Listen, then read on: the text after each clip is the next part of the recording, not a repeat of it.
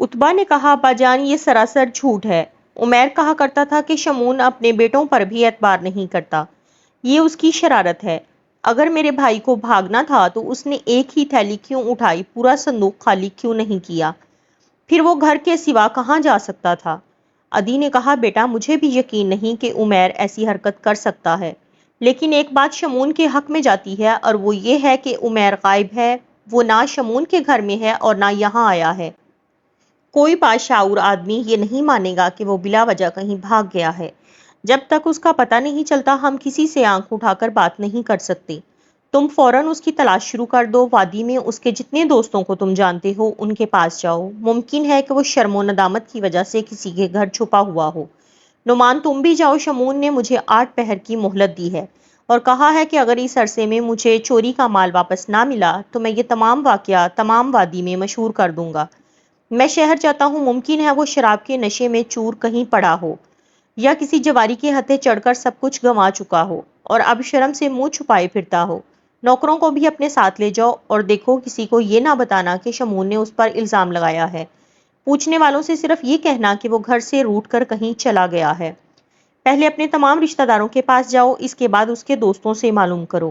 ادی اٹھ کر باہر جانے لگا تو سمیرا نے کہا ابا جان مجھے یقین ہے کہ میرا بھائی بے قصور ہے، لیکن اگر اس سے کوئی غلطی ہو گئی ہو تو اس پر سختی نہ کیجیے گا۔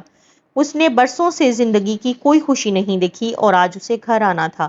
ادی نے جواب دیا مجھے تمہاری نصیحتوں کی کوئی ضرورت نہیں، تم دعا مانگو کہ وہ ہمیں زندہ سلامت مل جائے۔ ادی اور اس کے بیٹوں کو گھر سے نکلے ایک پہر گزر چکا تھا اور سمیرا چراغ کی روشنی میں تنہا بیٹھی انتہائی درد اور خلوص کے ساتھ یہ دعا مانگ رہی تھی، اے منات تجھ سے دنیا کی کوئی چیز پوشیدہ نہیں، تجھے معلوم ہے کہ عمیر کہاں ہے، اسے مصیبت سے بچا، اگر اس نے چوری کی ہے تو اس کی پردہ پوشی کر، اور اگر شمون نے اس پر تہمت لگائی ہے تو اسے ذلیل و خوار اور رسوا کر۔ اگر عمیر واپس آ گیا تو میں مرتے دم تک تیرا احسان نہ بھولوں گی، میں ہر سال تیرے لیے نذرانہ لے کر جایا کروں گی، لیکن اگر تو نے اس مصیبت میں ہمارا ساتھ چھوڑ دیا تو میں تجھ سے روٹھ جاؤں گی اور تیری جگہ لات، حبل اور عزا کی پوجا کیا کروں گی۔ میں گھر گھر جا کر یہ اعلان کروں گی کہ تجھ سے کسی بھلائی کی امید رکھنا حماقت ہے۔ اے منات اگر تو نے ہماری مدد نہ کی تو لوگ تیرا مذاق اڑائیں گے۔ سمیرا چند بار یہ کلمات دہرانے کے بعد دیر تک بے حس و حرکت بیٹھی رہی۔ اچانک اسے ایک آہٹ سنائی دی اور وہ بھاگ کر باہر نکل آئی۔ صحن میں پہنچ کر اس نے محسوس کیا یہ گھوڑے کی ٹاپوں کی آواز ہے۔ اس کے باپ اور بھائی گھر سے پیدل گئے تھے اور انہیں رخصت کرنے کے بعد اس نے صحن کا پھاٹک بند کر دیا تھا، تاہم اسے خیال آیا کہ کہیں عمیر نہ ہو اور وہ دوڑتی ہوئی پھاٹک کی طرف بڑھی۔ گھوڑا پھاٹک کے قریب رکا اور سمیرا نے سہمی ہوئی آواز میں پوچھا کون ہے؟ کسی نے باہر سے دریافت کیا یہ ادی کا گھر ہے؟ ہاں، اس نے مضطرب ہو کر جواب دیا تم کون ہو؟ باہر سے آواز آئی دروازہ کھولیے، میں عمیر کو لے کر آیا ہوں، یہ زخمی ہے۔ ایک بہن کی محبت اچانک ہر خوف پر غالب آ گئی اور سمیرا نے جلدی سے دروازہ کھول دیا۔ عاصم گھوڑے پر سوار تھا اور اس نے عمیر کو اپنے آگے ڈال رکھا تھا۔ کہاں ہے میرا بھائی؟ سمیرا نے کرب انگیز لہجے میں سوال کیا۔ گھبرائیے نہیں، یہ بے ہوش ہے، لیکن خطرے کی کوئی بات نہیں، آپ کسی آدمی کو بلائیے۔ سمیرا نے کہا اس وقت یہاں کوئی نہیں، آپ اسے اندر لے چلیں۔ عاصم اندر داخل ہوا اور مکان کے دروازے کے سامنے گھوڑا روکتے ہوئے بولا ذرا اسے سہارا دیجیے۔ سمیرا نے دونوں ہاتھوں سے عمیر کو سہارا دیا اور عاصم گھوڑے سے اتر کر اسے اپنے کندھے پر ڈالتے ہوئے بولا آپ اس کے لیے بستر بچھائیے۔ سمیرا بھاگ کر کمرے میں چلی گئی اور عاصم عمیر کو اٹھائے اس کے پیچھے پیچھے ہو لیا۔ سمیرا نے جلدی سے ایک تخت پر بچھونا بچھا دیا اور عاصم نے عمیر کو لٹا دیا۔ چراغ کی روشنی میں عمیر کے خون آلود کپڑے دیکھ کر سمیرا کچھ دیر سکتے کے عالم میں کھڑی رہی اور پھر یکایک عاصم کی طرف متوجہ ہو کر بولی انہیں کس نے زخمی کیا ہے؟ آپ انہیں کہاں سے لائے ہیں؟ یہ کب سے بے ہوش ہیں؟ آپ کون ہیں؟ پھر وہ عمیر کے دونوں بازو جھنجھوڑ کر پکارنے لگی بھائی جان، بھائی جان۔ عاصم نے اسے تسلی دیتے ہوئے کہا آپ گھبرائیں نہیں، آپ کے بھائی کو ابھی ہوش آ جائے گا۔ آپ کو یقین ہے کہ انہیں کوئی خطرہ نہیں؟ سمیرا نے بڑی مشکل سے اپنی سسکیاں ضبط کرتے ہوئے پوچھا۔ مجھے یقین ہے۔ سمیرا نے کمرے کے کونے سے ایک چوکی گھسیٹ کر عمیر کے بستر کے قریب کرتے ہوئے کہا آپ بیٹھ جائیں۔ وہ بیٹھ گیا اور قدرے توقف کے بعد بولا ابھی ان کے سر کے زخم سے خون رس رہا ہے، آپ پٹی باندھنے کے لیے کوئی صاف کپڑا لے آئیے۔ سمیرا بھاگ کر دوسرے کمرے سے ایک چادر لے آئی اور ایک کے بعد دیگرے 2 ٹکڑے پھاڑ کر عاصم کے سامنے رکھ دیے۔ جب وہ تیسری پٹی پھاڑنے لگی تو عاصم نے کہا بس یہ کافی ہیں اور کپڑا ضائع کرنے کی ضرورت نہیں۔ آسم عمیر کے سر سے خون آلود پٹیاں کھولنے لگا تو سمیرا نے کہا زخم داغنے کی ضرورت ہے تو آگ جلا دوں؟ نہیں، زخم گہرے نہیں، صرف اوپر کی جلد پھٹ گئی ہے، تو میں ایک دوا لاتی ہوں، اس سے خون بند ہو جاتا ہے۔ سمیرا یہ کہہ کر تاکچے سے چمڑے کی تھیلی اتار لائی۔ آسم نے پٹیاں کھولی اور سمیرا نے تھیلی سے ایک سفوف نکال کر زخموں پر چھڑک دیا۔ اس کے بعد آسم نے نئی پٹیاں باندھ دیں۔ عمیر نے آہستہ آہستہ کراہنے کے بعد چند گہرے سانس لیے اور نحیف آواز میں پانی مانگا۔ سمیرا پانی کا کٹورا لے آئی۔ آسم نے گردن کے نیچے ہاتھ رکھ کر عمیر کو اٹھایا اور سمیرا نے پانی کا کٹورا اس کے منہ سے لگا دیا۔ پانی کے چند گھونٹ پینے کے بعد عمیر نے آنکھیں کھولیں اور آسم نے آہستہ سے اس کا سر تکیے پر رکھ دیا۔ عمیر کچھ دیر آسم کی طرف دیکھتا رہا، پھر اس نے کمرے کی چھت اور دیواروں پر نظر دوڑائی اور بالآخر اپنی نگاہیں سمیرا کے چہرے پر گاڑ دیں۔ سمیرا نے مسکرانے کی کوشش کی اور اس کے ساتھ ہی اس کی آنکھوں سے آنسو ٹپک پڑے۔ بھائی جان، میں ابھی آپ کے لیے دعا مانگ رہی تھی۔ عمیر نے اپنے ہاتھ پھیلا دیے اور سمیرا نے اپنا سر اس کے سینے پر رکھ دیا۔ ابا جان کہاں ہیں؟ اس نے پیار سے سمیرا کے سر پر ہاتھ پھیرتے ہوئے پوچھا۔ وہ آپ کو تلاش کر رہے ہیں، سمیرا نے ہولے ہولے سسکیاں لیتے ہوئے جواب دیا۔ عتبہ اور نعمان، وہ بھی آپ کو ڈھونڈنے گئے ہوئے ہیں۔ عمیر نے آنکھیں بند کر لیں۔ بھائی جان، سمیرا قدرے توقف کے بعد بولی، آپ کہاں چلے گئے تھے؟ آپ نے ہمیں کیوں نہ بتایا کہ آپ کہیں جا رہے ہیں؟ مجھے یقین ہے کہ آپ چوری کر کے نہیں بھاگے۔ شمون نے آپ پر بہتان باندھا ہے، لیکن آپ تھے کہاں؟ آپ خاموش کیوں ہیں؟ بھائی جان، آپ کو مجھ سے کوئی بات چھپانے کی ضرورت نہیں۔ آپ یثرب کے تمام یہودیوں کو لوٹ لیں تو بھی آپ میرے بھائی ہیں۔ ابا جان بہت خفا تھے، لیکن آپ فکر نہ کریں، میں انہیں منا لوں گی۔ عمیر نے کوئی جواب نہ دیا۔ سمیرا نے سر اٹھا کر اس کی طرف دیکھا اور پھر آسم کی طرف متوجہ ہو کر بولی، یہ تو پھر بھی ہوش ہو گئے ہیں۔ اس نے جواب دیا، تمہارے بھائی کو آرام کی ضرورت ہے، کچھ دودھ ہے تو لے آؤ۔ دودھ بہت ہے، میں ابھی لاتی ہوں۔ سمیرا یہ کہہ کر باہر نکل گئی۔ آسم کا خیال تھا کہ وہ عمیر کو اس کے گھر پہنچاتے ہی واپس چلا آئے گا، اور راستے میں اس کے لیے سب سے بڑی ذہنی الجھن یہ تھی کہ عدی اور اس کے خاندان کے افراد اس کے ساتھ کس طرح پیش آئیں گے۔ اگرچہ ابھی امن کے دن ختم نہیں ہوئے تھے، لیکن بنو خزرج کے کسی گھر کی چار دیواری میں قدم رکھنا اس کے نزدیک ایک غیر متوقع بات تھی۔ اگر عمیر بھی ہوش نہ ہوتا تو آبادی کے قریب پہنچتے ہی ان کے راستے جدا ہو جاتے۔ وہ یہ سوچ کر اس گھر کے دروازے تک پہنچا تھا کہ میں عمیر کو اس کے باپ اور بھائیوں کے حوالے کرتے ہی لوٹ جاؤں گا۔ اگر کسی نے پوچھا کہ تم کون ہو تو میں جواب دیے بغیر گھوڑے کو ایڑ لگا دوں گا، اور وہ عمیر کو اس حالت میں دیکھ کر میری طرف زیادہ توجہ بھی نہیں دیں گے۔ لیکن اب وہ کسی ندامت یا پریشانی کا احساس کیے بغیر اپنے دشمن کے گھر بیٹھا ہوا تھا۔ یہ ایک خواب تھا، ایک ناقابل یقین خواب، اور سمیرا کو دیکھنے کے بعد اس خواب کے تلخ اور اضطراب انگیز پہلو بتدریج اس کی نگاہوں سے اوجھل ہو رہے تھے۔ سمیرا کا چہرہ فطرت کے ان مظاہر کی دلکشی کا آئینہ دار تھا جن کی ایک ہلکی سی جھلک سے دیکھنے والوں کی نگاہوں کے زاویے بدل جاتے ہیں۔ آسم کو دشمن کے مقابلے میں انتہائی سنگدلی کا ثبوت دینے کی تربیت دی گئی تھی، اور عمیر کی عناد کے ہر مرحلے میں اسے یہ محسوس ہو رہا تھا کہ وہ اپنی قبائلی اور خاندانی روایات سے غداری کر رہا ہے۔ لیکن اب اس کی ذہنی کیفیت میں ایک غیر متوقع تبدیلی آ رہی تھی۔ جب اس نے سمیرا کو کرب و اضطراب کی حالت میں دیکھا تو اس کے ذہن میں تکلیف کی ایک ہلکی سی لہر اٹھی تھی، اور عمیر کے ہوش میں آنے پر سمیرا کی مسکراہٹوں سے اسے ایک طرح کی تسکین اور راحت محسوس ہوئی تھی۔ وہ تھوڑی دیر کے لیے یہ بھول چکا تھا کہ سمیرا اس کے دشمن کی بیٹی ہے، اور وہ ایک چھت کے نیچے جمع ہونے کے لیے پیدا نہیں ہوئے۔ لیکن یہ کیفیت زیادہ دیر تک نہ رہی۔ وہ لمحات جو اسے ماضی کے تلخ ایام پر حاوی محسوس ہوئے تھے گزر گئے، اور یہ تمام واقعات اسے ایک خواب سے زیادہ بے حقیقت محسوس ہونے لگے۔ وہ اٹھ کر بھاگ جانا چاہتا تھا کہ سمیرا دودھ کا برتن اور پیالہ لیے کمرے میں داخل ہوئی، اور اس نے کہا، میں آپ کا گھوڑا استبل میں باندھ کر اس کے آگے گھاس ڈال آئی ہوں۔ میں نے اس کی زین بھی اتار دی ہے۔ میں آپ کے لیے بھی دودھ لے آئی ہوں۔ میں نے اس میں شہد ڈال دیا ہے۔ بھائی جان شہد بہت پسند کرتے ہیں، آپ انہیں اٹھائیں۔ آسم نے عمیر کا بازو ہلایا اور اس نے آنکھیں کھولے بغیر کہا، مجھے سونے دو۔ بھائی تمہاری بہن دودھ لائی ہے، تھوڑا سا پی لو۔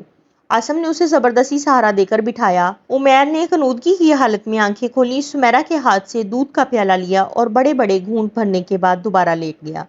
سمیرا نے کہا، بھائی جان ایک پیالہ اور پی لیجئے۔ نہیں نہیں، مجھے تنگ نہ کرو، عمیر نے آنکھیں بند کر کے کروٹ بدلتے ہوئے کہا۔ سمیرا نے دودھ کا پیالہ بھر کر آسم کو پیش کیا، لیکن اس نے جواب دیا، نہیں نہیں، مجھے اس کی ضرورت نہیں۔ آپ دودھ نہیں پیا کرتے؟ سمیرا نے معصومانہ انداز میں سوال کیا۔ پیتا ہوں، لیکن اس وقت مجھے اشتہا نہیں۔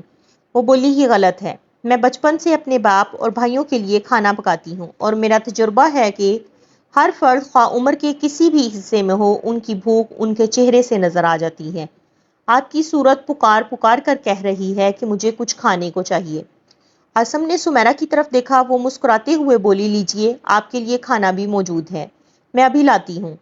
عاصم کو سمیرہ کی چمکتی ہوئی آنکھوں کی التجا حکم سے زیادہ مؤثر محسوس ہوئی اور اس نے قدرے تذبذب کے بعد اس کے ہاتھ سے دودھ کا پیالہ لے لیا۔ سمیرہ اپنے بھائی کے پاؤں کی طرف بیٹھ گئی۔ عاصم نے دودھ پی کر پیالہ واپس رکھتے ہوئے کہا، آپ کو میرے گھوڑے کی زین نہیں اتارنی چاہیے تھی، میں صرف آپ کے بھائی کو پہنچانے یہاں آیا تھا اور اب واپس جانا چاہتا ہوں۔ سمیرہ نے دودھ کا ایک اور پیالہ بھر کر اس کی طرف بڑھاتے ہوئے کہا، لیجئے، مجھے آپ کا چہرہ یہ بھی بتا رہا تھا کہ آپ بہت تھکے ہوئے ہیں اور شاید کئی راتوں سے نہیں سوئے، اس لیے میں نے دوسرے کمرے میں آپ کا بستر بھی بچھا دیا ہے۔ مجھے ایک بات پر ندامت ہے، میں اس سے پہلے یہ نہ دیکھ سکی کہ آپ بھی زخمی ہیں۔ میں بھائی جان کی وجہ سے بہت پریشان تھی۔ میں زخمی نہیں ہوں، لیکن سینے پر آپ کی قمیض خون سے بھری ہوئی ہے، یہ آپ کے بھائی کا خون ہے، میں بیشتر راستہ اسے اپنے ساتھ چمٹا کر لایا ہوں۔ میں خوش ہوں کہ آپ زخمی نہیں ہیں، لیجئے نا۔ آپ اسٹار نہ کریں، میں کافی پی چکا ہوں، اب مجھے اجازت دیجئے۔ سمیرہ نے پیالہ ایک طرف رکھتے ہوئے کہا، مہمان آدھی رات کے وقت ہمارے گھر سے رخصت نہیں ہوتے اور میرے بھائی کی جان بچانے والا کوئی معمولی مہمان نہیں ہو سکتا۔ آپ ابا جان سے ملے بغیر نہیں جا سکتے، وہ مجھ پر خفا ہوں گے، میں یہاں نہیں ٹھہر سکتا۔ عاصم نے اٹھ کر کہا، کیوں؟ آپ کے بھائی کو معلوم ہے؟ سمیرہ نے بددلی کے لہجے میں کہا، اگر آپ کا جانا ضروری ہے تو میں آپ کو روکنے کی کوشش نہیں کروں گی، لیکن آپ نے میرے کسی سوال کا جواب نہیں دیا۔ آپ کون ہیں، کہاں سے آئے ہیں، کہاں جا رہے ہیں، اور میرے بھائی جان آپ کو کہاں ملے تھے؟ عاصم نے جواب دیا، مجھے ایک بھٹکا ہوا مسافر سمجھ لیجئے۔ سمیرہ مسکرائی، رات کے بھٹکے ہوئے مسافروں کو صبح کی روشنی کا انتظار کرنا چاہیے۔ دیکھیے، اگر مجھے اپنے بھائی کے متعلق اطمینان ہوتا تو میں آپ کو مجبور نہ کرتی۔ میں گھر میں اکیلی ہوں اور ممکن ہے کہ رات کے وقت مجھے آپ کی مدد کی ضرورت پڑ جائے۔ عاصم نے جواب دیا، آپ کے بھائی کو صرف آرام کی ضرورت ہے، چند گھنٹے سونے کے بعد اس کی حالت بہتر ہو جائے گی۔ ہاں، میں آپ سے ایک بات پوچھنا چاہتا تھا، شمون نے آپ کے بھائی پر کیا الزام لگایا ہے؟ آپ شمون کو جانتے ہیں؟ ہاں، اس نے کہا ہے کہ میرا بھائی چوری کر کے بھاگا تھا۔ یہ جھوٹ ہے، آپ اپنے باپ کو تسلی دے سکتی ہیں کہ عمیر نے چوری نہیں کی۔ سمیرہ کی آنکھیں مسرت سے چمک اٹھیں اور اس نے کہا، مجھے یقین تھا کہ شمون جھوٹا ہے، لیکن یہ یکا یک غائب کہاں ہو گئے تھے؟ آپ کو صرف اتنا بتا سکتا ہوں کہ شمون نے اسے یہاں سے دور بھیج کر قتل کرانے کی کوشش کی تھی اور آپ نے اس کی جان بچائی ہے۔ یہ محض اتفاق تھا، اسی راستے سے میں آ رہا تھا، انہیں زودوکوب کرنے والے مجھے دیکھ کر بھاگ گئے، لیکن آپ کسی کو یہ نہ بتائیں کہ رات کے وقت ایک اجنبی نے آپ کے بھائی کو گھر پہنچایا ہے۔ کیوں؟ آپ کا بھائی آپ کو بتا سکے گا کہ اس میں کیا مصلحت ہے۔ اور دیکھیے، جب انہیں ہوش آئے تو میری طرف سے کہہ دیجئے کہ جو جانور ہمیں راستے میں ملے تھے ان میں نصف آپ کے حصے میں آئے ہیں، آپ جس وقت چاہیں گے انہیں آپ کے پاس پہنچا دیا جائے گا۔ عاصم یہ کہہ کر دروازے کی طرف بڑھا، ٹھہریے، میں آپ کے ساتھ چلتی ہوں۔ سمیرہ نے یہ کہہ کر ایک دیا اٹھایا اور اسے جلتے ہوئے چراغ کی لو سے روشن کر کے عاصم کے ساتھ چل پڑی۔ کشادہ صحن کے ایک کونے میں ایک چھپر کے نیچے 3 اور گھوڑوں کے ساتھ عاصم کا گھوڑا بندھا ہوا تھا اور پاس ہی اس کی زین پڑی تھی۔ عاصم گھوڑے کو لگام دینے کے بعد زین کسنے لگا تو سمیرہ نے کہا، آپ کہیں دور جا رہے ہیں؟ اگر کوئی دشمن آپ کا پیچھا کر رہا ہے تو آپ کو بھاگنے کی ضرورت نہیں، ابا جان آپ کو پناہ دے سکیں گے، ہمارا تمام قبیلہ آپ کی مدد کرے گا۔ یہ معصوم الفاظ عاصم کے دل کی گہرائیوں میں اتر گئے اور اس نے فوراً گفتگو کا موضوع بدلنے کی ضرورت محسوس کرتے ہوئے پوچھا، تمہارا نام سمیرہ ہے؟ ہاں، آپ کو کیسے معلوم ہوا؟ ابھی عمیر نے تمہیں اسی نام سے پکارا تھا۔ سمیرہ نے کہا، میں آپ کو دیکھ کر ڈر گئی تھی، اگر میرا بھائی بے ہوش نہ ہوتا تو مجھے آپ کو اندر بلانے کی جرأت نہ ہوتی۔ پہلی بار چراغ کی روشنی میں آپ کو دیکھ کر بھی مجھے کچھ خوف محسوس ہوا تھا، لیکن اب مجھے آپ سے ڈر نہیں لگتا۔ عاصم زین کس چکا تھا، اس نے رسا کھول کر گھوڑے کی گردن میں لپیٹتے ہوئے کہا، آپ کو ایک اجنبی کی صورت سے دھوکہ نہیں کھانا چاہیے، ممکن ہے وہ آپ کا دشمن ہو۔ سمیرہ نے جواب دیا، اگر آپ ہمارے دشمن ہوتے تو بھی آپ کی صورت دیکھنے کے بعد مجھے کوئی خوف محسوس نہ ہوتا۔